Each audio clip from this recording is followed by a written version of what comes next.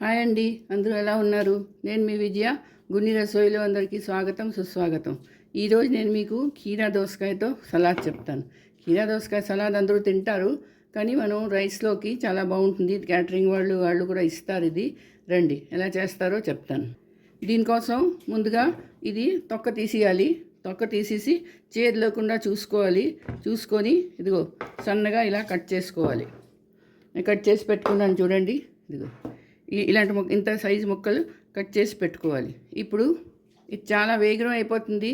చాలా easy process, ఇది చాలా బాగుంటుంది. ఇప్పుడు బౌల్ తీసుకొని అందులోని ఈ కీరా ముక్కలు వేసుకున్నాను.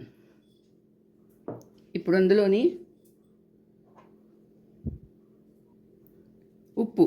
కొంచెం ఉప్పు వేసుకోవాలి. మరీ ఎక్కువ వేసేకూడదు, మరి ఉప్పు అయిపోతుంది.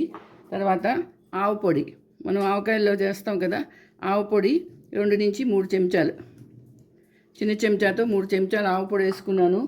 అలాగే పంచదార, 1 స్పూన్ పంచదార. మీకు పంచదార అక్కర్లేకపోతే స్కిప్ చేయొచ్చు.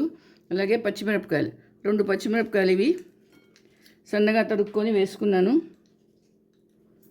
అలాగే చింతపండు గుజ్జు, ఈ చింతపండు నానబెట్టుకున్నాను. ఇది కొంచెం వేసుకోవాలి. మనకి ఎంత పులుపు కావాలంటే అది వేసుకోవచ్చు. మీకు పచ్చిమిరపకాయలు కారం సరిపోదు అంటే కొంచెం కారం పొడి కూడా వేసుకోవచ్చు. ఇవన్నీ వేసుకొని ఇది కలిపేసుకోవాలి. చూడండి, ఇలా కలుపుకోవాలి. చాలా చాలా బాగుంటుందండి. ఇది రైస్లోకి బాగుంటుంది. క్యాటరింగ్ వాళ్ళందరూ తెచ్చి ఇస్తారు ఇలాంటిది. ఇది కొంతసేపు ఊరిన తర్వాత మాత్రం చాలా బాగుంటుంది. ఇందులో మీకు ఇంకా పులుపు సరిపోలేదు అంటే నిమ్మకాయ రసం కూడా వేసుకోవచ్చు. చూడండి, ఇప్పుడు ఇందులోని సన్నగా తరిగిన కొత్తిమీర ఇది వేసుకొని కలుపుకొని పక్కన పెట్టేసుకోవాలి. ఇది అరగంటలో తయారైపోతుందండి. తినడానికి చాలా చాలా రుచిగా ఉంటుంది. చూడండి, ఎంతో బాగుంటుంది. ఎంతో వేగం కూడా అయిపోతుంది ఇది నిమిషాల్లోని. మీరు చేసుకోండి, అందరికీ పెట్టండి. నా వీడియో ఎలా ఉందో చెప్పండి, కమెంట్ చేసి తప్పకుండా చెప్పండి ఇది ఎలా ఉందో.